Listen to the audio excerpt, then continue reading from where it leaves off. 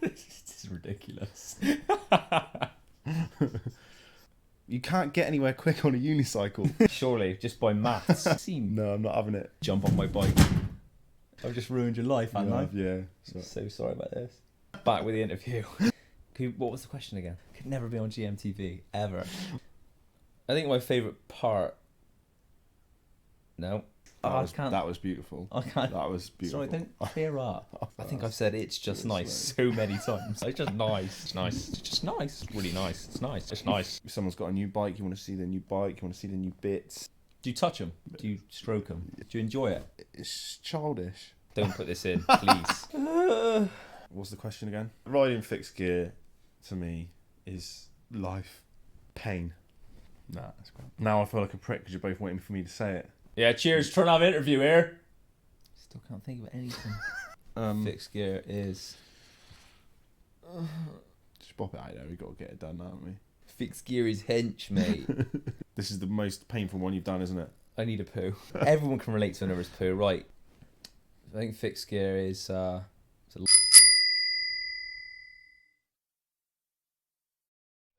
going to be an outtake as well? Hello everyone, welcome to the stream. My name is Gavin Strange. How you doing? It's Thursday afternoon. Hope you're all good. I hope you like that alternative intro as well. One of my favourite bits from the world of BÖIKZMÖIND, but we're going to get into all of that. First of all, massive thank you to everyone here in the chat. It's nice to see so many lovely folks here. Penelope's here, Samperco97 is here, Dr. Murdoch, the original Johnny Clooney is here, 8 is here, Tory Fraz is here, lots and lots of people here. Thank you so much for stopping by. Reese is here, big thank you. I'm really excited about today's stream.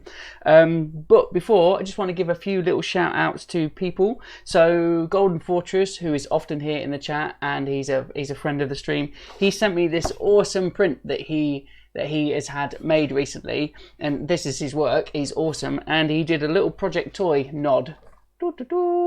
So Project Toy is my musical alter ego, and he put a little nod in there for it, and then he sent me a print as well. So do go and follow Golden Fortress. He's a wonderful human being. And also, big ups, really big kind thank you to everyone who's ordered a signed copy of my book. I've just knocked over a box.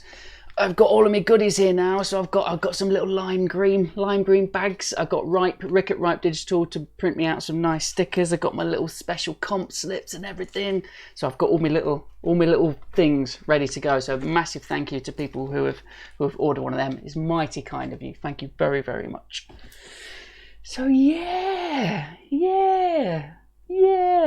I'm excited. I'm really excited. I'm gonna jump straight in. So what we're talking about today is a side project of all side projects. It was a thing that started out really small. It started out as just a fun little conversation with Dr. Murdoch here, Johnny Clooney in the chat, and I'll talk about the whole. I'm going to get into the whole thing, but it basically started as a seed of an idea. It wasn't even really an idea. We started filming the things that we were interested in, and it grew and it grew and it grew. And this talk, originally, I gave it a thing called Spin London, way back in 2014, when the world wasn't as much as a hellscape. It was a simpler time back then, and Spin London was a whole event dedicated to bike culture and all the different facets of bike culture, from frame builders to fixie riders to all sorts of different things. And I gave a talk about the sort of the design and creative approach and BÖIKZMÖIND, which is the thing that I'm going to be talking about today. So BÖIKZMÖIND was basically, it ended up being a documentary, a half-hour documentary that asked the question, why would you ride a bike without gears in a city full of hills? So back in 2010 years ago, I really got into fixed gear bikes, and a fixed gear bicycle is just like a regular bicycle, except it has no gears, or one gear technically, so you can never change up or you can never change down.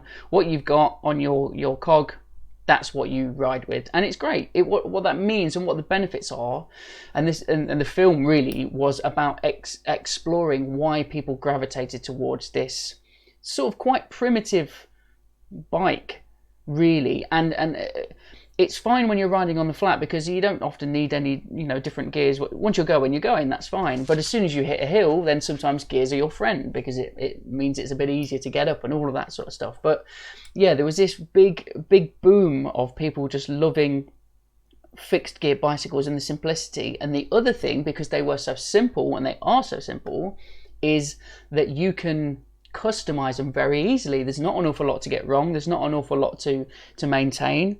It's simple, and for simple idiots like me, they were a blank canvas to sort of make your own. So it was really nice, me getting into that world, and I really fell in love with it, and just started.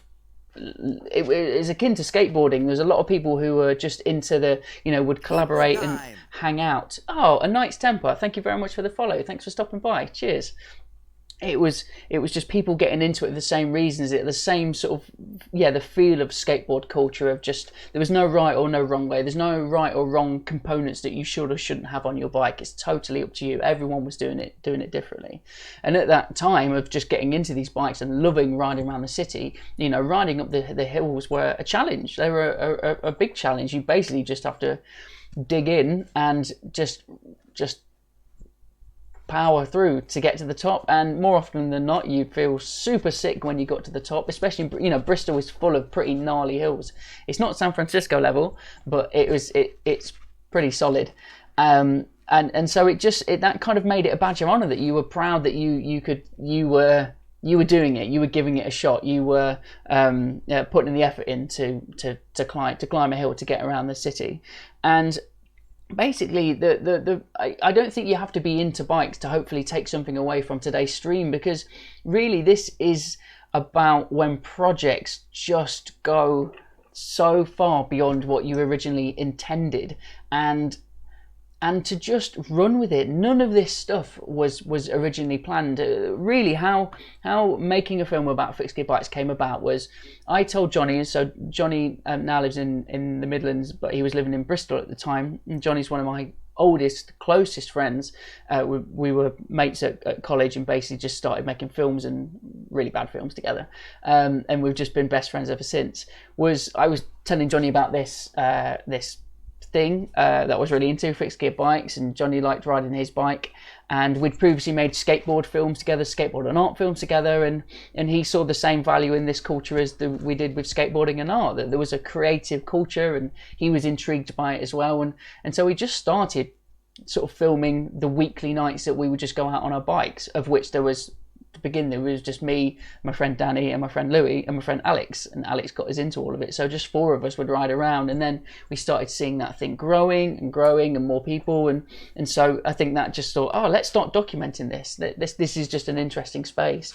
And basically what happened, a plan for a 5-minute short just grew and grew into something, and into many different avenues, and that's what I want to talk about today. And on the screen here you'll just see a few of these different things. From originally a 5-minute film came merchandising and clothing, came a beautiful printed photo book, came a collaborative bike, came trips around the world, came director Q&As in beautiful art house cinemas, came magazine features, came jerseys, came excuses to make beautiful bits of design and just create things for the sake of creating. It was just this snowball effect where every new step, every new opportunity was exactly that. It was an opportunity. So we just all wanted to grab it with both hands, and we inadvertently set up this design style, and kind of we had this framework to start executing things so within it, and just play and experiment. And because it was so natural and organic, it was just, everything was just new and fun and exciting. And I'm incredibly proud of this project, as I think everyone is who worked on it. And it's been really lovely looking back, because it's led to friendships, it's led to new experiences. I really credit that this was a big part of me on my path to becoming a director at Aardman, because this was the biggest, most epic thing that I'd ever made personally, and hopefully I think it changed people's opinions of what we could do. And this was all done just. There was zero budget. There was never any budget for anything. This was just the equipment that we had, the things that we'd found, the favours that we'd blagged. So it's very much a love letter to just trying to see where things can go, because hopefully what you'll take away from this is you honestly never ever know. So I'm not going to show the whole film because it's 30 minutes long. You can go and watch that on the internet. That is absolutely your prerogative. So please do after this, hopefully you will have an extra piece of context as to what went into making this film. But I kind of want to show you some of the stuff that started, and really we didn't have any. Oh, Pat Cartelli's just subscribed. Pat is in New York City. Pat, it must be very early there, so thank you so much for tuning in, and thank you so much for the subscription. That is super kind of you, mate. Thank you. And just at the same point you subscribe, we're showing bikes on screen, so big ups, Pat in NYC. Thank you, mate. Yeah, this was some really, really early footage that I filmed on my JVC.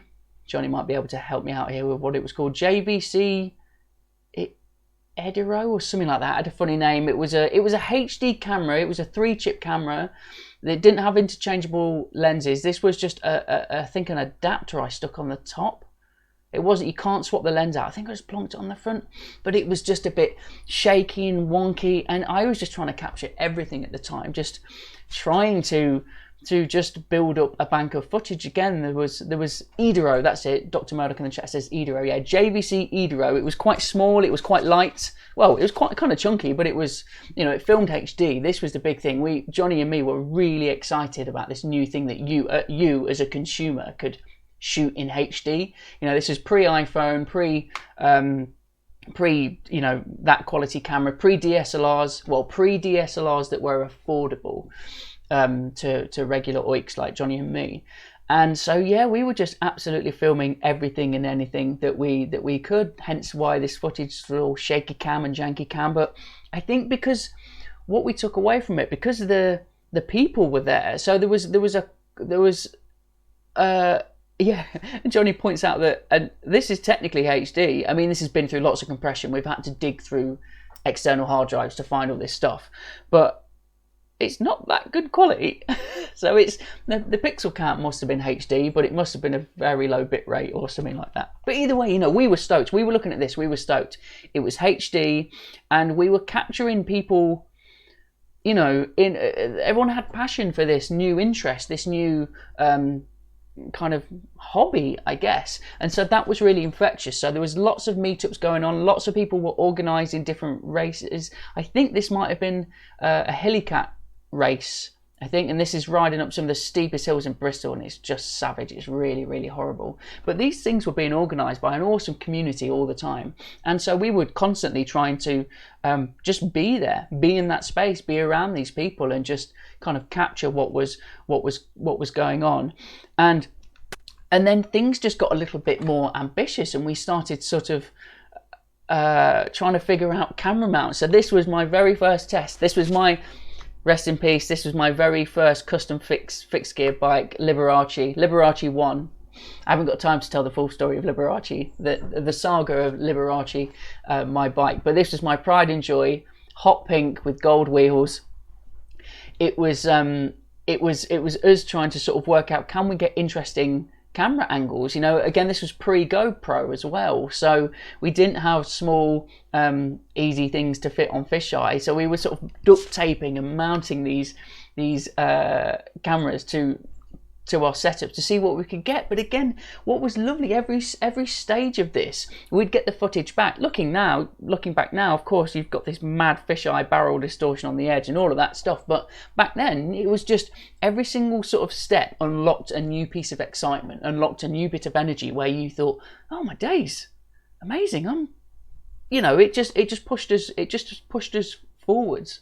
Dr. Murdoch says, yeah, no GoPro, no sliders, no gimbals. Yeah, there was none of this. So we were just sort of, but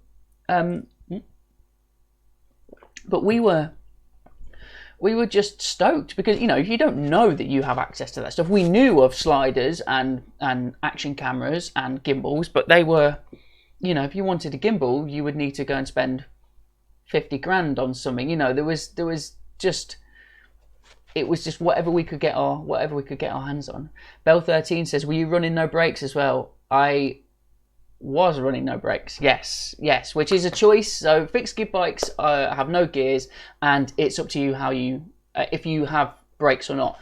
But you because you can never coast. That's the thing about a fixed gear bike. You cannot coast. So to slow down or stop, you basically resist with your legs, and if you want to lock it into a skid, you basically resist the forward momentum and lock your legs in, and you skid everywhere. It's really, really fun. It's really, really silly. Of course, you have to be super, super careful and be totally changes the way that you ride a bike, because you are always looking at every possible angle. It's a real sort of enlightening experience, and also just the look of it. You know, there is nothing on there. No gears, no brakes. It's just a couple of wheels and some triangles. You know, it's really, really ace. Pineapio says, I think a fixer usually doesn't need brakes. Yeah, well, this is the other thing. So fixed gear bikes are normally called track bikes because they come from the velodrome. They come from the velodrome track, where velodrome bikes don't need brakes because you're racing, trying to go as fast as you can in a circle. You don't want them on there for weight, so you don't need the extra weight. And also, you're going in a circle, so you don't need to stop. So it sort of, they sort of spilled out onto the city streets. So they're a really, really interesting thing. And this is, again, what made the documentary so interesting, because people had these different experiences riding these bikes. It felt really different. Pineapio says, never ridden one, too scared of it.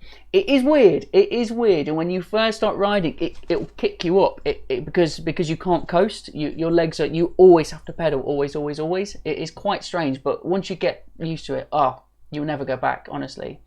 This was really interesting here. This was a lens that Johnny found that he stuck on the front of this JVC camera, and this was, again, pre-DSLRs with nice lenses that would do beautiful depth of field and sensors that would do depth of field. And this was, correct me if I'm wrong, Johnny, this sort of lens had ground glass in it that sort of simulated film or something. I can't really remember, but this was directly off the camera. This wasn't graded or anything. And we saw that, you know, Johnny shot this down by Ardman. I went out on my bike just doing some tests. And this was like a new piece of technology that just changed it. And we looked at this, having depth of field, as, oh my days, this is cinematic. This looks cinematic. This looks like a proper film. There you go. That's how you do it. That's how you brake. You lock your legs. Or you just take your foot out and do a skidders. Trick as well, just a side note, I really got into tricks as well. That was really fun, just sort of experimenting, playing, very similar to skateboarding, and that was really nice. But yeah, so Johnny in the chat says, so it was an adapter, had ground glass, and you attach that to the front of the JVC. Oh, and then you add vintage Canon lenses onto the adapter. Oh, and Pineapio says, how many tyres did you go through per month? Yeah, although if you buy things called Gator Skins, they are amazing tyres and you can shred them. They are bulletproof. They are super grippy when you first get them. Like, you go to do a skid and you are just glued to the road. But if you bought Gator Skins, and they were about 50 quid a pair, they would see you through. But you probably every few months get some new tyres, get a new back tyre. Especially in Bristol. I don't live in Bristol anymore, and there's no hills around here, but when I lived in central Bristol, you had to skid all the time. So it was a really interesting space. It was great. Anyway, so we were just so excited and thrilled at every stage, and when we got this footage, we were just like, oh my god, maybe we can make something that looks good. We were really inspired by a documentary called MASH that basically looked at fixed gear riding in San Francisco, and it was super gnarly and it was super cool, too cool for school. And this is a point I'll come to in a little bit, that kind of wasn't us. We wanted to reflect a more welcoming, open community. Kind of, we wanted people to ride these bikes with us. We wanted it to grow and grow. MASH felt a little bit like you're an outsider looking in and you can't come in, whereas we wanted to make something that was inclusive. And then, you know, seeing this footage, there you go, it says Gator Skins on the wheel, so they were Gator Skins. It just grew and grew and grew. And me and Johnny had a tradition of we would never actually finish the film. We would cut a trailer in our excitement. We would use all that footage in the trailer and then have nothing to contribute to the film. So we did that, and we made a trailer. I still love this trailer, but we actually went the other way and we never used any footage. So I can speak over this until the music gets louder. This, a 20-minute trailer, says Johnny. Yeah, we basically just cut our teeth on... We actually, I guess, did make a lot of films. They just were trailers for films that never existed. But we made this, and this kind of changed everything. We were really excitedly using that new lens on Johnny's camera, shooting at us in Bristol, shooting the location, and the community for fixed gear things was growing. It was growing on the internet, and the scene was popping off in all different areas of the world, and Bristol had its own thing, and we were documenting that. We felt really excited to have to be there at the right time. Penelope in the chat says, do you still have the pink and gold bike? Yes, I do. I have Pen, I have Liberace 2, the Phoenix. I will tell the full story of that another time. But yes, I have its Phoenix twin that rose from the ashes after the first one was stolen, but then given back to me. But then we gave away again. I'll tell that another time. But this trailer, it's nice. I still like the way it looks. And we wanted this music that is, I can't remember what it's called, In the Kingdom of the Mountain Hall? No, in the Kingdom of the Mountain Hall. Yeah, I think that's what it's called. We wanted it to feel a little bit playful and charming and kind of silly, not taking it. Hall of the Mountain King, that's it. Johnny's got all the answers. That's one. Crotch shot.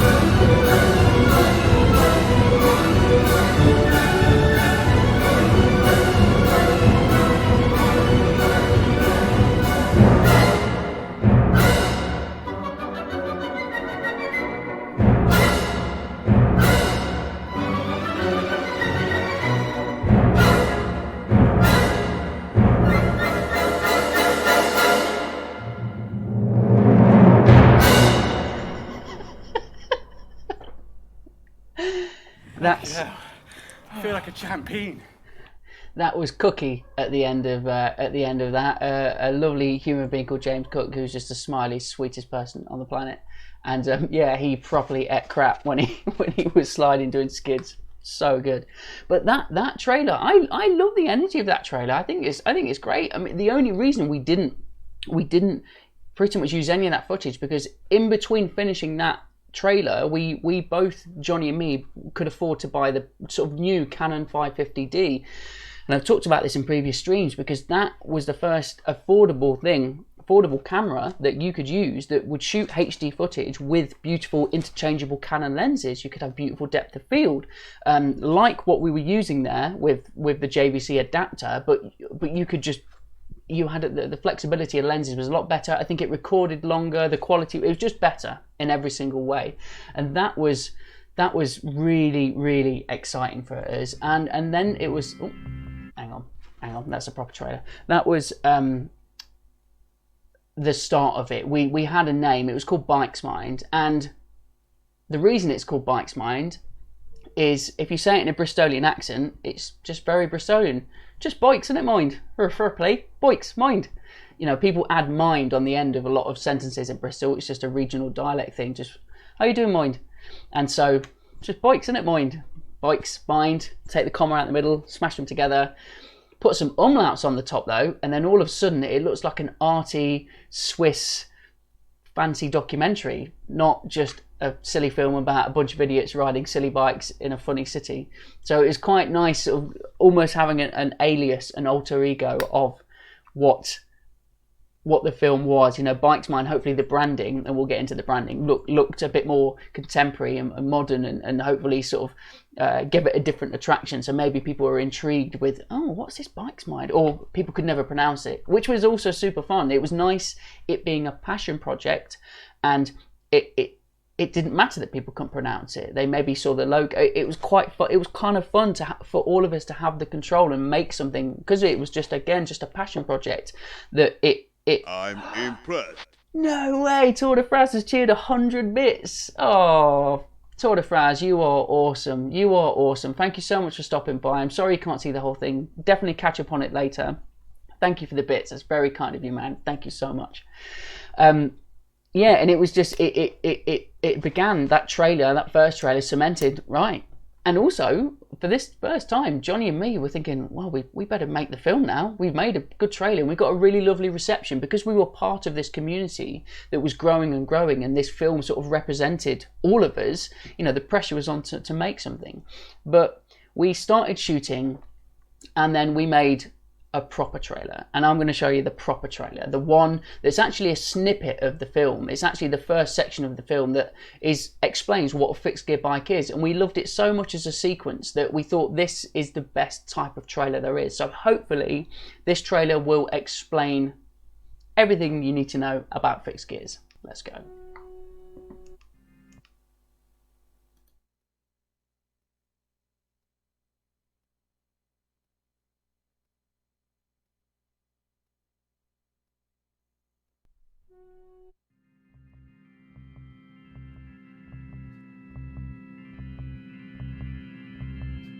A fixed gear bike is a very rudimentary machine that moves with the person as you're riding it. You're connected to the rear wheel, essentially. You haven't got the, you could say, luxury of a free wheel. So initially seeming counterintuitive, it makes a lot of sense on the road just because you've got very little to worry about in terms of maintenance and looking after it. Not worrying as much about gear and everything like that, just riding. They couldn't be more mechanically simple as terms of a piece of transport, but yes, it's wheel, pedals, person, and that gives you kind of your go, and that's what I like. What is it? What is it? It's a bike which you control, and the bike doesn't control you. The bike with no gears and no brakes. It's a bloody unicycle with a front wheel, I don't know. It's just a bike with a lot of mythology attached to it. The classic being that everyone thinks, how can you ride it? It's going to tear you apart, you're going to be thrown off and you can't stop, you're going to never stop, you'll be, you're going to face plant a bus and your teeth are going to end up in your eye socket, and it just doesn't happen. You're not riding an alligator with wheels. At the end of the day, it really comes down to how good a rider that you are, because the machines, there's not much that separates all of them. You grow up, you can't ride a BMX, you can't ride a skateboard, so you just find the next stupid thing that your mother doesn't approve of. Done.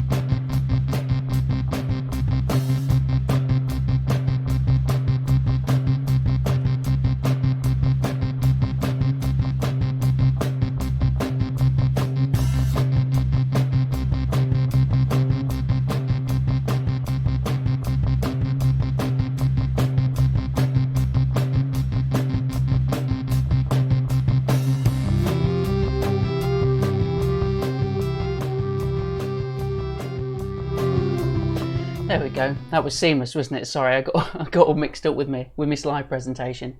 But hopefully there you can really see the difference between the previous trailer and then sort of the quality of the other one, and hopefully sort of our ambition. You know, we had lots of tracking shots there as well, so we were filming from the car. I got a Manfrotto Magic Arm and mounted the camera on top of that, and we would get our friends to drive us around, and we would shoot stuff as well, and we were attaching cameras to things, and just we were motivated and inspired by all the people that we love making films. Penn says bunny head. Yes, the bunny gets a whole section in this talk, because the bunny inadvertently became a mascot for us, but I'll talk more about him in a bit. But yeah, it was really nice then, you know, looking at all this stuff with a graphic design eye and trying to make this beautiful as well. You know, if we wanted people to be intrigued, and so went properly down the route of the Swiss the sort of Swiss modern graphic design look aesthetic with the red and the white and the use of din, the typeface. But that was really just to make it look like a grown-up film with its funny title with the umlauts. We just kind of, I felt like it would be fun to play and kind of make something that, and just really, you know, really go down the rabbit hole of executing that style when we had this shield, like this really minimalist shield that represented the bike wheels, and, you know, to try and just make something super cool for the fun of it, you know. So hopefully if people enjoy what they're watching and they enjoy the fixed gear culture, but also hopefully aesthetically it's beautiful as well. And so every single part of this side project was just propelling itself, you know. Wanted to make beautiful design, and then we wanted to make beautiful films, and then we wanted to organize beautiful things, and we basically kind of wanted to make it as, you know, sort of simplistic and beautiful and elegant, but at the same time actually to make it inclusive, to make it open and engaging, and for people who had no idea what fixed gear bikes were, who didn't even ride bikes, hopefully maybe want to take a peek in and to have a look at this world, and to maybe start riding. You know, there's no downside to riding a bicycle. It's fun, it's good for your health, it can look great, you know, you can customize it however you like.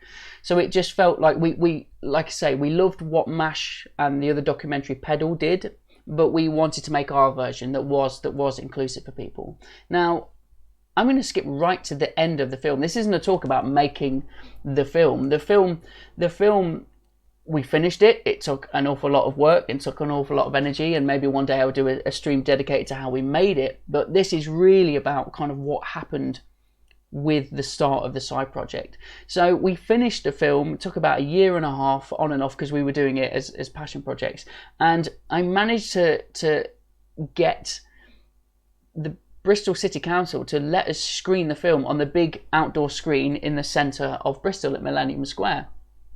And we just did a big open call out that anyone could come bring their bike and come and watch the film, and we had no idea what would happen, and loads of people came out. It was absolutely bonkers. Oh, I've just realised you can see Johnny there, bottom left, with the camera. Still never stopped filming. Johnny would finish the film, mate. You didn't have to film.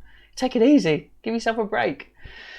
And it, you know, the reception just blew us away. There was hundreds and hundreds of people in this location. That, you know, people came on their own. People came with families. People who were in the film came. You know, it was a really exciting reception for this thing that we felt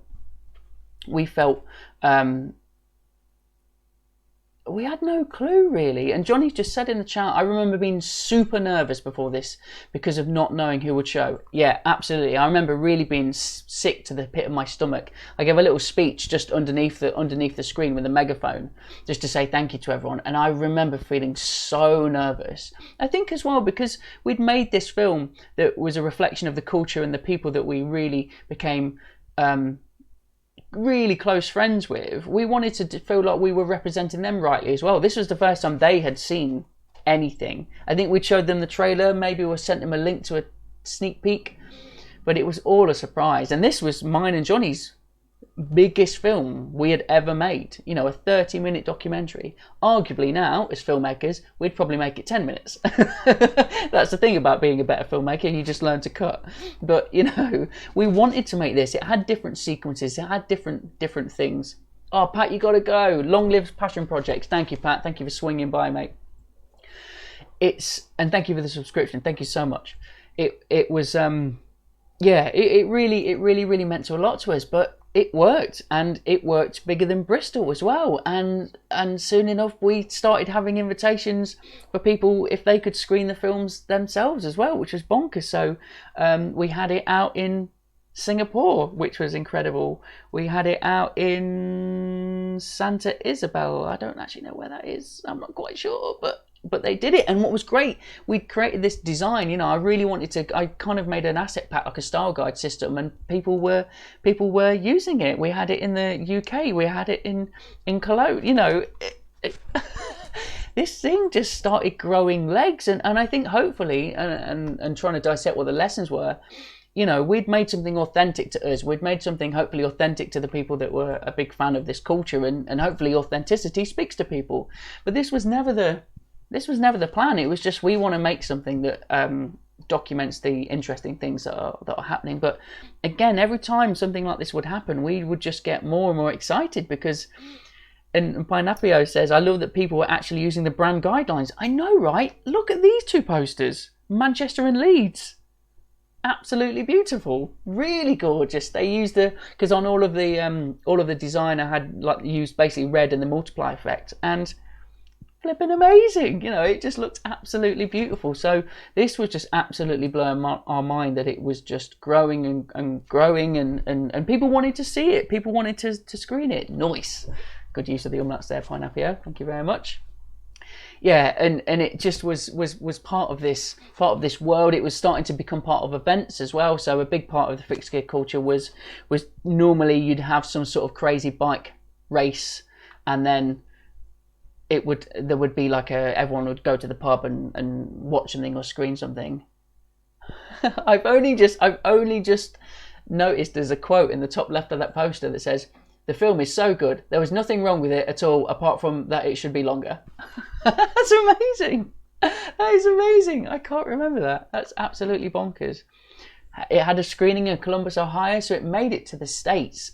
And just when we just didn't think it could get any better, thanks to the graphic design of the film, the AIGA, the American Institute for Graphic Artists, sent me an email and asked would I like to come out and give a talk about the design and the film. So I did. So very big thanks to my good friend Kyle Snar, who was a creative lead in a design agency now, runs all of his own businesses. He got me out there. He got me out to the States. Plastic and Plush in the chat says, where could one view this film? If you just search BÖIKZMÖIND. Actually, Johnny, if you wouldn't mind pasting a link in the chat, that'd be awesome, man. Please do. So yeah, you can watch it. It's free to watch anywhere you like. It's on YouTube and it's on Vimeo, but we'll get Johnny to post a link.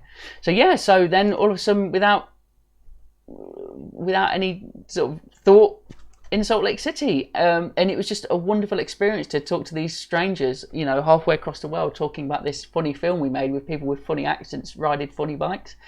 And they even designed a special poster that was printed on Heidelberg, that I've still got one of these downstairs. It was awesome. It was absolutely awesome. I got the full American treatment. They took me to a local college football game. A local football game had 40,000 people there. So I did what any self-respecting Brit would do, and I had a massive Coca-Cola and a big foam pointy finger. It was bonkers. It was absolutely bonkers. It was such a crazy experience. That's where I met Dan Christofferson, aka B-Teeth, one of the greatest designers in the world that I absolutely loved and became a fan of his. He basically gave me the best haul ever. He gave me a bunch of his work, and I just instantly fell in love with what he does. And he worked for Big Cartel at the time. He was their lead designer, and he was just making awesome things. And through a funny connection, I also got to go to the EA offices in Salt Lake as well, and they gave me a bunch of stuff and I had a tour around EA. It was crazy. You know, this was, and the whole time I was just thinking, this just came from us just wanting to document and you know, share some, you know, just capture something that we were really interested and excited in. And I guess hopefully maybe because we'd gone, you know, every time an opportunity presented itself, it went, you know, we just would run with it and do as much as we can with it, make events, make things, do things and grow. Plastic and Plush in the chat says 40,000 is a small college stadium. What? Honestly, I remember it absolutely blowing my mind. But I also remember then my friend Tim, who showed me around, sort of says, oh, by the way, this is an open carry state as well. And so you just had these college frat boys who would also just carry their guns with them, which is just the most weirdest, dumbest thing ever. It's very surreal. My mind was blown this entire trip. It was very, very, very surreal. But we had the film, and then we wanted to do something with it. And I'm a big fan of books and, you know, printed matter. And so I partnered with my good friend Rick at Ripe, and we made this printed book together. We made this this sort of thing that had a DVD in it, and it had a photo book cataloguing the behind the scenes of everything that happened with the film. Again, you know, we wanted it to be a love letter to our friends and the culture and all of that, and but also if it could be beautiful, you know, and just be a standalone piece of design, then that would be great. But then again, we wanted to do as much with it, so ended up organising a launch event for it as well at the Watershed Cinema, which is a great institute in central Bristol, a really amazing supporter of independent people doing independent things. It's a great location. And Tommy, one of the guys who works there, he would organise the bike film festival too. So he kindly sort of brought us into that, and we would have this sort of screening of the film and of a special short, and have the book launch as well. And yeah, just went to town on the design. It had this beautiful, so friends at White Duck did the screen print of this sort of beautiful GF Smith wraparound thing with little magnetic tabs that clicked in place, and the disc was on the fold. And yeah, just tried to make this beautiful thing. And it was just, for me, it was an excuse to just be a proper graphic designer, in a sense of just go, what typeface looks best, and just be indulge that side. So, you know, this tiny thing had just suddenly grown into so much more bigger, and it was opening up all these opportunities and these avenues, and you know, just it was presenting itself so many opportunities, which was awesome. And just to get to go to town on just design, you know, sort of picking a style and really sticking with it, and developing it and seeing where you can go with it. And you know, I hadn't previously had the need or opportunity to design in this kind of like Swiss modernist style sort of thing, so it's kind of really fun just being really minimal and trying something new and just developing. And yeah, it just kept offering up lots of different opportunities and platforms, and just seeing what you could do, seeing where you could go with it. And you could buy a digital copy as well. So at the same time that we launched the book, you could also buy it digitally on Gumroad. Now you can watch it all for free, but back then we were sort of experimenting, really. How does it work? But also there was a subtitles file, and we had some awesome people reach out and offered to translate and give a subscription, a subtitles file that people could download. If they watched it in a certain program, they could then have the different language subtitles as well. So some friends, Julian Bontempi, offered and translated it in French, which was awesome. So we got to, you know, sort of push that as well. And then someone else reached out and translated it into Italian as well, which was just, you know, again, we just did not know. But I think what we realized is there was this love of fixed gear bicycles, and this sort of excitement around the culture was happening around the world at the same time. These small pockets of people were just growing exponentially as it became, you know, people just cottoned onto it and just found it fun and enjoyed it. And this is the thing, we just fully believe bikes should be bloody good fun. Just kind of don't take it too seriously. You know, we really wanted it to feel accessible for everyone. Penelope in the chat, Pen, says, "Oh, the book had such a great feel to it too." Oh, thank you, mate. That's very kind of you to say. Oh, boom. And we leaned into the fun. Having the bunny mascot in there was because the bunny is a fixed gear bike rider, and the bunny doesn't like showing its real face, so that's why the bunny exists. That's all I'll say. Oh, Pinapio, we have to go now. Work is calling. Thanks for the wonderful making of, Gav. Loved it. Oh, thank you so much. Hopefully you can tune back in and watch the rest of the stream, but thank you for stopping by. So, you know, the bunny became this thing itself, and it was, again, then sort of taking, you know, pulling at another thread and seeing where that can go. And so sort of made t-shirts. These t-shirts glow in the dark as well. That's got a lovely glow in the dark thing behind it. So we sort of made t-shirts. That is Ricky Martin, the art ninja there, modelling that one. Sort of made it into stickers and just, you know, parody stuff. It was just really fun. Every and any excuse to make things happen. I think this was on the anniversary of the release of the film. I made these print-outable masks, and a friend of ours who rode Fixie, he worked in a coffee shop, and he printed out his mask and he wore it all day, serving customers. I wish I had a photo of that. I have seen the photos somewhere, but it was just ace. And a special shout out to Pen, Penelope Helen in the chat, rocking her jumper this morning. Thank you, Pen. So it's nice to see that the jumpers are still going strong. I don't have mine. I couldn't. I can't find it. I don't know where it's gone. But you know, it's lovely. It was lovely for people to pick up these things, and a lot of people who like own the sweaters or the t-shirts also didn't ride fixed, or it was I guess trying to make hopefully good design and just something that someone will want, whether you're directly connected or not. I know I do. I see things all the time, and I love the look and want it. And so it's quite nice that you end up sort of having this gravitational pull of people, and that was something we learned and wasn't planned. It just was lovely. So yeah, thank you, Pen. You look lovely. Cheers, me duck. Dr. Murdoch, Johnny says, I never got a jumper. What? How did you not get a jumper? How did we miss you with a jumper? The person that made the film didn't get a jumper. Soz Johnny. And, you know... Oh, yes. Here we go. I need to show this. So we made a film. So we made a joint film. This was just a small little quick collaboration with myself and the bunny. Because we knew that we were launching the book.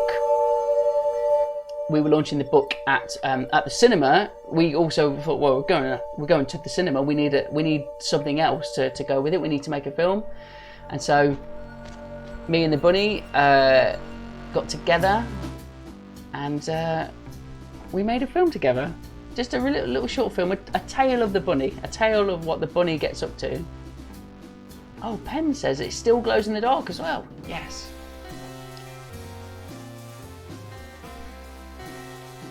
I'm going to go full screen to this.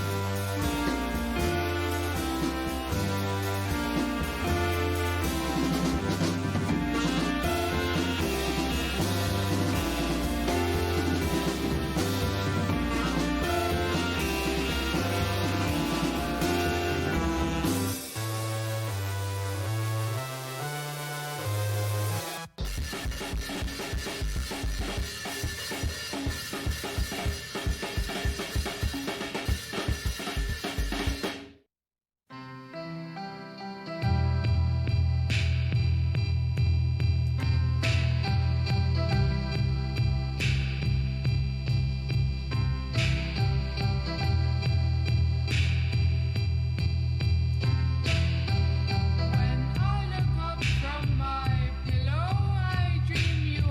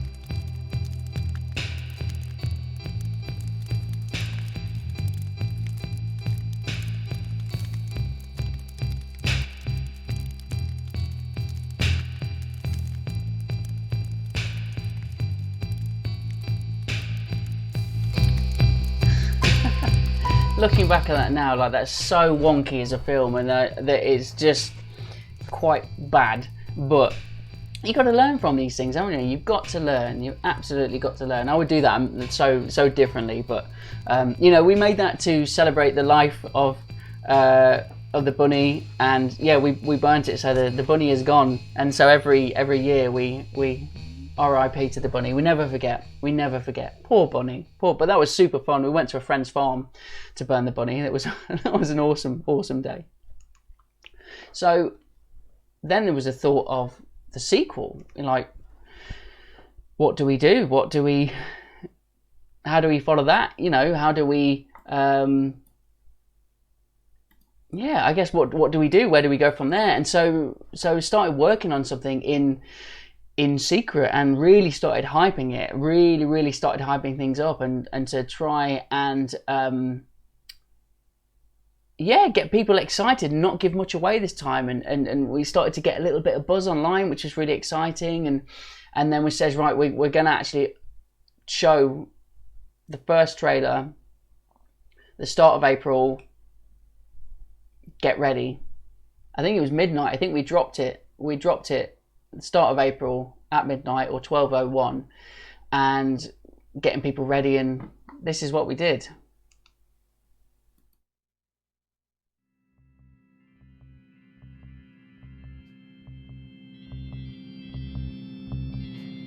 A fixed gear trike is a very rudimentary machine that moves with the person as you're riding it.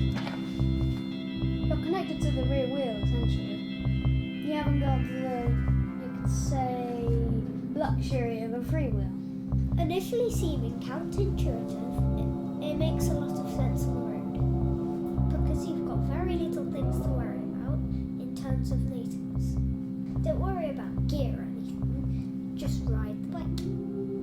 It's a simple transport, just wheels, pedals, person, and that's why I like it. What is it? What is it? It's a bike that you control.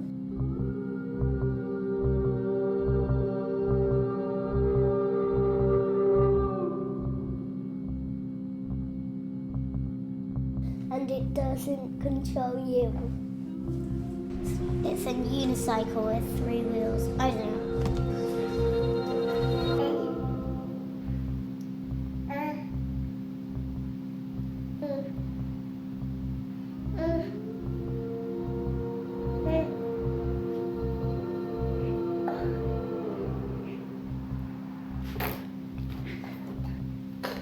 Grow up, you can't ride a BMX, you can't ride a skateboard, so you just find the next stupid thing that your mother doesn't approve of. Done.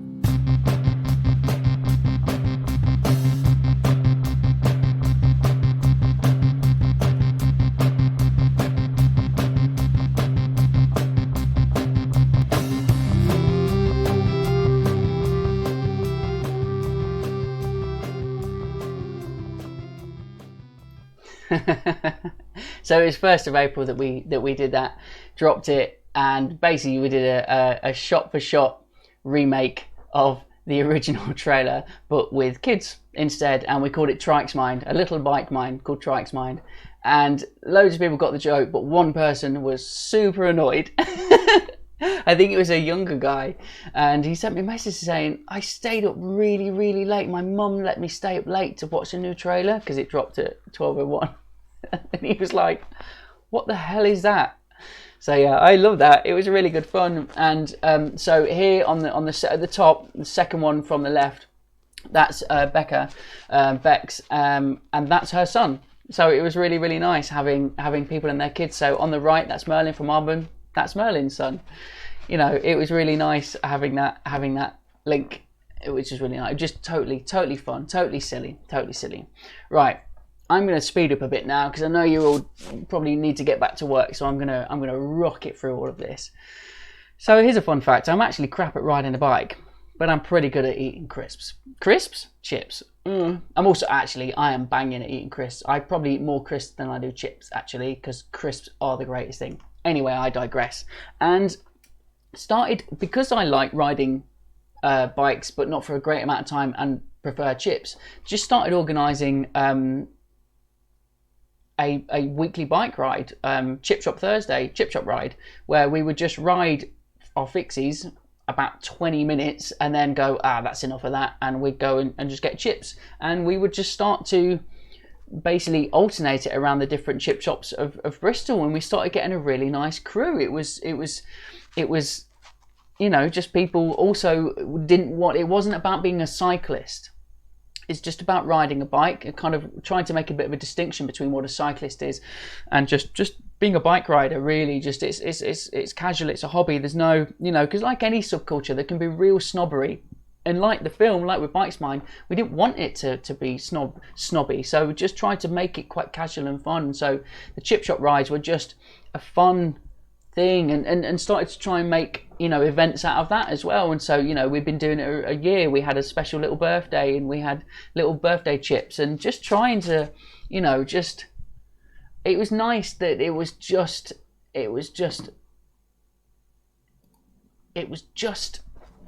yeah, like an extension of the culture, an extension of the collaborative nature of everyone that was in the BÖIKZMÖIND film, and also people who had watched the BÖIKZMÖIND film and then heard that there was fixed gear bikes in Bristol and either started riding fixed, or they were already new to it and then but didn't know that there was a scene, you know, there's a fixed gear scene in the city. And so it just grew and grew and grew, and we just started, just doing things, and it was a great excuse to do more different graphic design as well. We had Halloween rides, and we would dress up and customize our bikes. And then it basically took a whole new turn, and thought, well, we're having, you know, weekly nights. Wouldn't it be fun if we had an event, if we had a race? So Fixed and Chips were born. There are 5 checkpoints around Bristol. You can ride to them in any order that you like. The first person, the fastest person to each checkpoint, will receive a 10-point scorecard, because this is all about points. It's not about speed. So if you're the first person to checkpoint, you'll get given the 10-point card. If you're the second person, you'll get the 9-point card, etc., etc. It carries on going down until it just reaches 1. So if you're the 11th person or you're the 51st person, you'll get the 1-point card. You can just go and get 5 points, come back here, because the first person back here will get 10 points, the second person back here will get 9 points. So it's about the fastest to each checkpoint and back here as well. But should you decide to take it easy, you can decide to order a battered sausage or a pot of mushy peas if you're a vegetarian, at each checkpoint. You wolf it down, but you have to wolf it down in front of the checkpoint person, because they are the ones that will give you the 5-point sausage card. So you can't just buy it and then sling it, because I know that you'll do that. You've got to buy it and wolf it down. I don't care if it's 100 degrees heat. That's the risk you run, but you will get an extra 5 points bonuses. 3, 2, 1, go!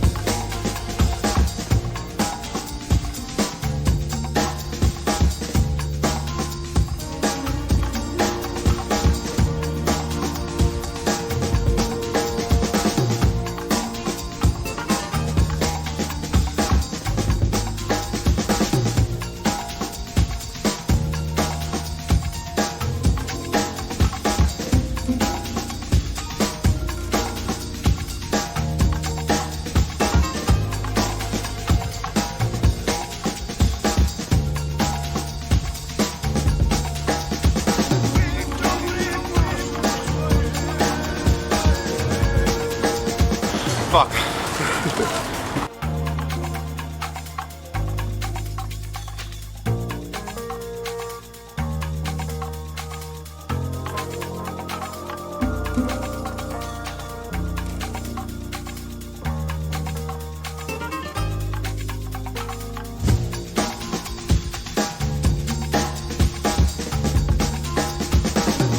That's the hottest one so far.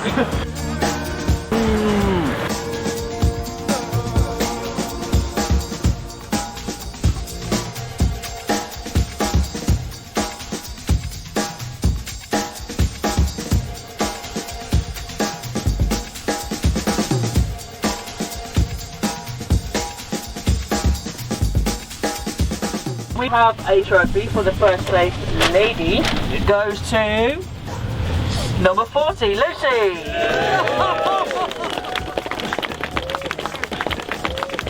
The winner of this special hand-carved trophy, and also a brand new state bicycle by number 24, Benny.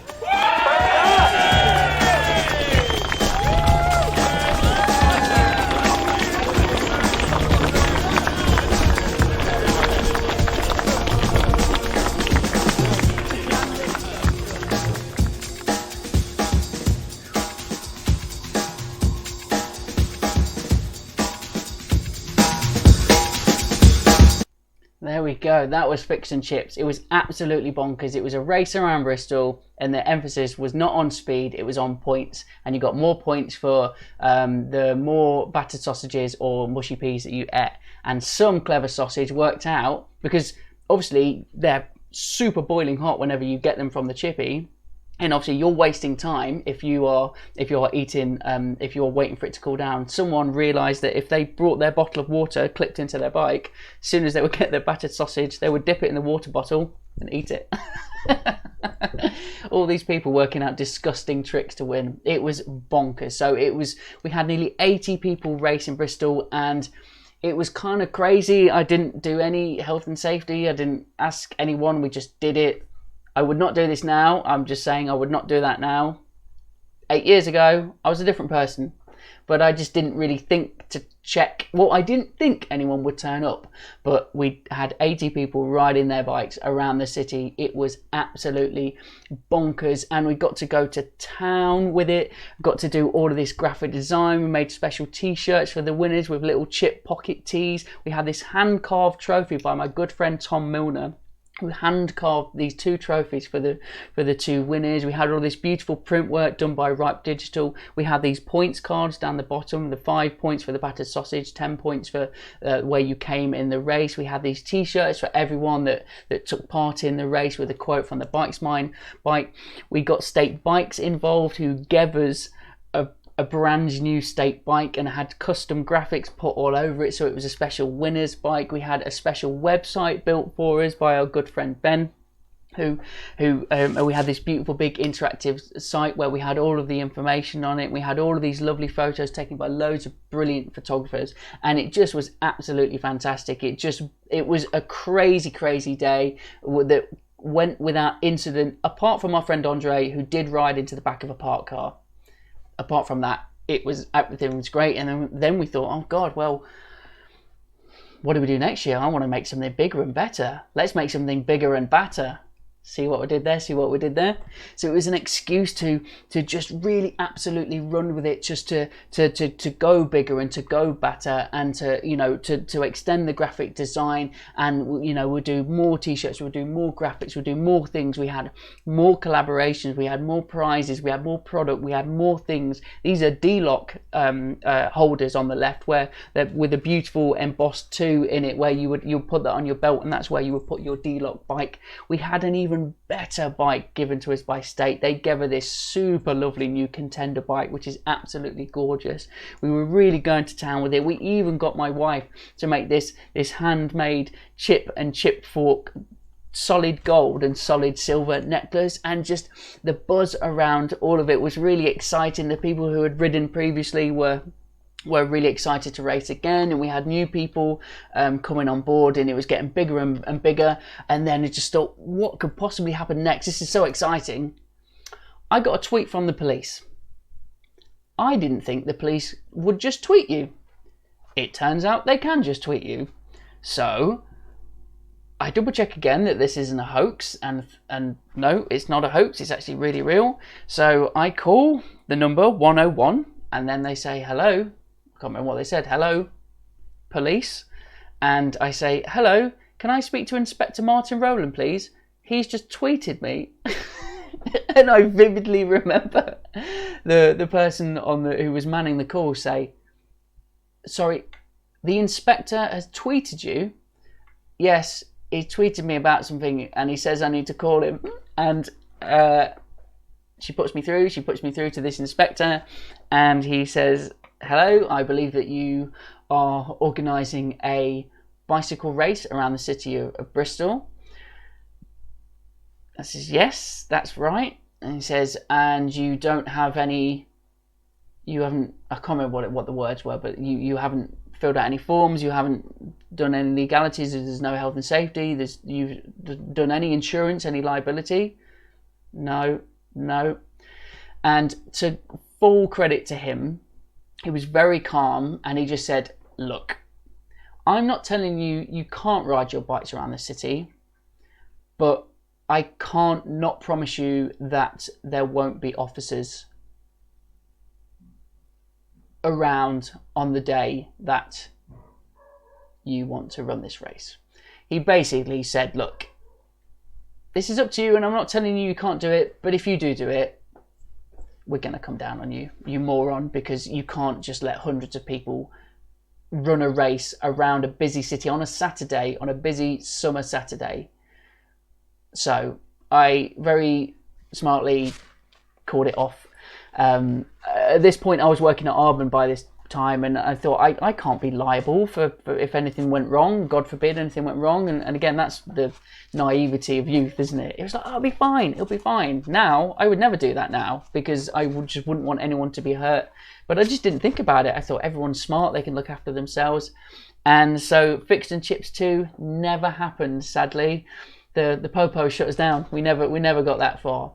But thank you so much, all of you, for sticking with us. I know it's been a bit of a long chat today, but this photo is from the filming of the introduction to BÖIKZMÖIND, and hopefully you can find the full film online. Johnny sent the link to it in the chat. Johnny, if you wouldn't mind pasting it again here in the chat, that'd be awesome, mate. So please do go and watch it. Hopefully you'll find something fun and silly, and something that is honest, I think. It's been awesome just going down memory road with all of you. Big thanks to everyone that's a part of the film. Of course, Johnny and the wider team. There were so many people here who gave their time and energy and love and support to make this film happen. Everyone was really just enthusiastic at every stage, and it blew us away how well it was received. You know, it'll be 10 years next year since the release of BÖIKZMÖIND, so I think I'd really like to organise some sort of reunion, perhaps some sort of legal race around the city. You know, lots of people have got kids now, lots of people do different things, lots of people are really good and serious cyclists now as well. You know, people do a lot of proper racing, so it's nice seeing people go on that journey as well. I'll never ever forget this project. I think a big credit. I credit it with giving me a big opportunity to become a director at Aardman, and so we learned a ton. We definitely learned we need to edit things down by 3/4, that's for sure, right, Johnny? Everything should be way shorter. But thank you for coming on this journey with us today. It was super fun sharing all of this. It was just an absolute joy. Thank you to everyone. You are awesome as always. Big thank you to Johnny, Mr. Johnny Makinov, for making this possible. We were an awesome tag team, along with Ricky and Sam and Brad and my dad and Tim and everyone. There's so many people involved in this. So big thank you to all of you. Have an awesome weekend. Thank you again for tuning into the stream, and I'll see you soon. Bye.